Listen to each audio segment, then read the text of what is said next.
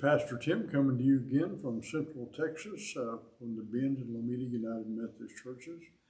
We're having a Bible study or series on the Bible because I think it's important to have an entry point, a way of understanding the scriptures you're reading. The Bible is not an easy thing. It's from a different culture, different vocabulary, different language. So sometimes different customs, so sometimes that needs to be explained. We're going through some of the big moments in the Bible to let you know some of the events that shaped the Jewish faith, which in turn shaped the Christian faith. We're talking about Isaac. He is the only son of Abraham and Sarah. God promised that they would be the parents of a great nation. And one child is not exactly a great nation, so it has yet to be fulfilled. Now, Sarah has died, and Abraham has a responsibility for Isaac. And he's a young man now, and it's time for him to marry so that the next generation can come about, so the promise of God can be fulfilled.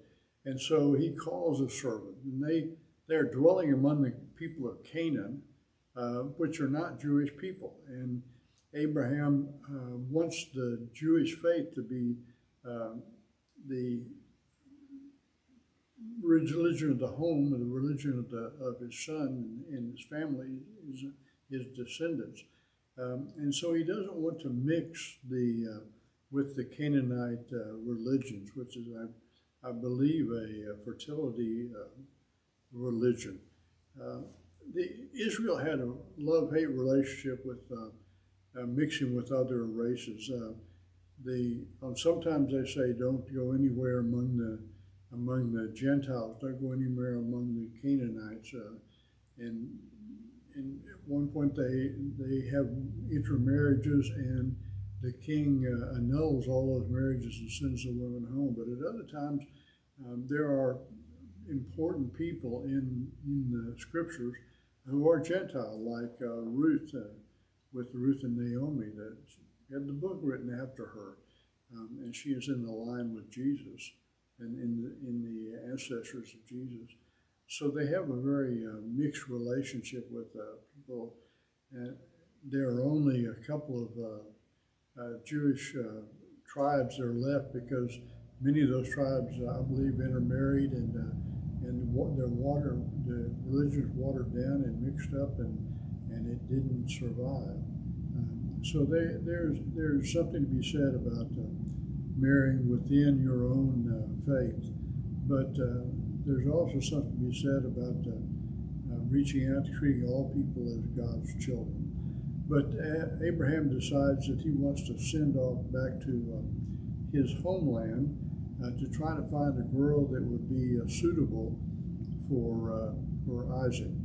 And so he sends the servant back, and he takes camels and gold and all sorts of things to be the price for a bride. Remember, the brides were not of their own destiny. They did not decide pretty much on their own. Their family decided for them what would be helpful, what would be make them prosper in their future.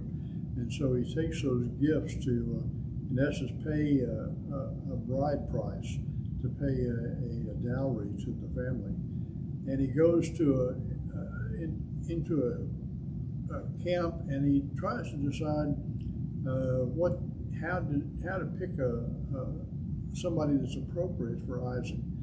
And so he decides that he's going to take the camels and sit at the water hole and see who offers a drink. And indeed, that's what happens with Rebecca. She comes and she sees them thirsty at the company of people, and he also sees the camels. She dips the water and gives them water, and then gives water to the camels. And the servant then says, "Well, that's the one for Isaac." And so he goes and does the dealing with the family, and Rebecca is thrilled, and she's in agreement with this. That's the separation from your family was through marriage. So I guess she was tired of being at home, and each one to have her own family. So that's how the ancestry got continued. How God's promise worked through what people did and said, and the kindness, especially of people. That seems like God is in the midst whenever there's love. God is in the midst of it. So I hope this is helpful, and we'll do some more on Abraham's ancestors with Jacob and Esau. I hope you'll tune in again. See you next time.